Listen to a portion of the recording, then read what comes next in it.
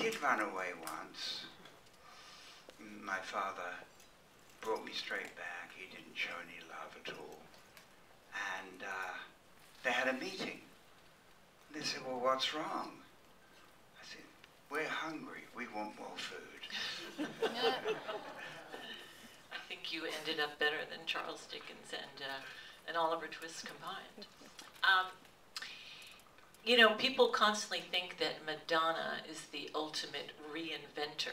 You know, we can remember this period of her life and this period of her music, blah, blah, blah. But you were the original reinventor, it seems to me. Like, you had many, many different careers. The best time was in hair, I really have to tell you that. In '54, we could go into the apprenticeship and we'd be here for about 3-4 hours. But in 1954, I was 26 and opened my first salon. And I knew then that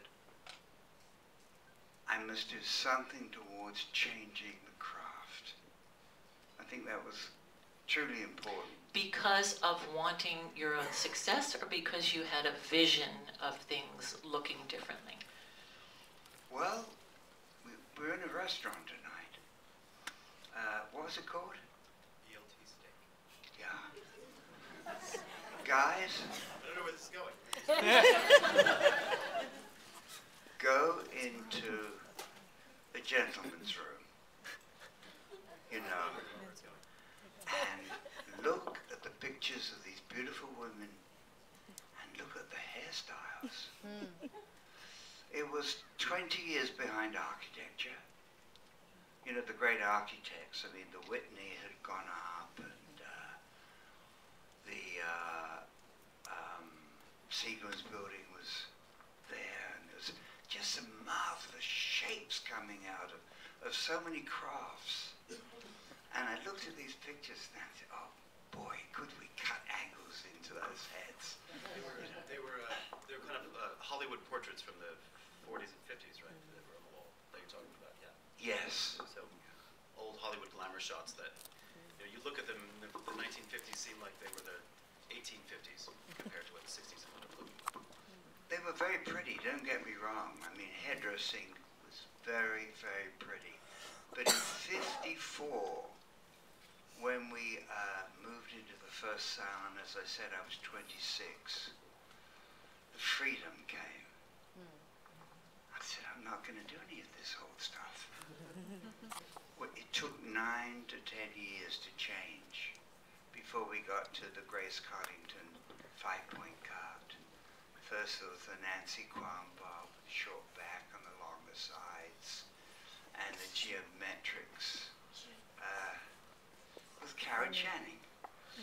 Yeah, we cut her hair for a Broadway show. Really? Yeah, 3 geometric wigs, which she changed during the show. And it was great fun because she had good bones. You see, I've always felt, yes, it's nice to see a pretty woman with hair that possibly has got too much lacquer in it and what have you, and possibly wouldn't last the distance. Now you started to think of hair as a substance growing from the human form that you could cut shapes into. And you could give a young girl, not just a society woman, but a young girl every 4 to 5 weeks a haircut. And she could save a $1 or $2, whatever it was. Nowadays it's probably $200-300. But you could save that and get a great haircut once a month, once every 5 weeks. So there was an enormous change in those 10 years. And we came to, I'll tell you how we came to America.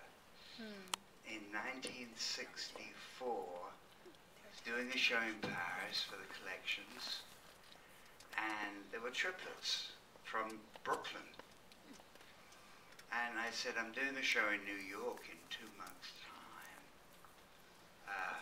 Would you like to be my models? And they said, yes. Now they chose 14 hairdressers, one from 14 different countries. And they asked me if I'd be the British representative.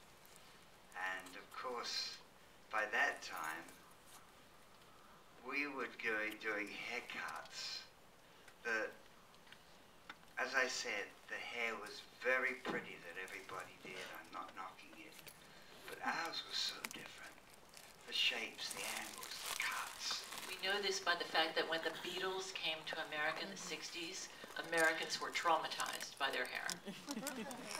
Yes, and I think we were partly responsible for that.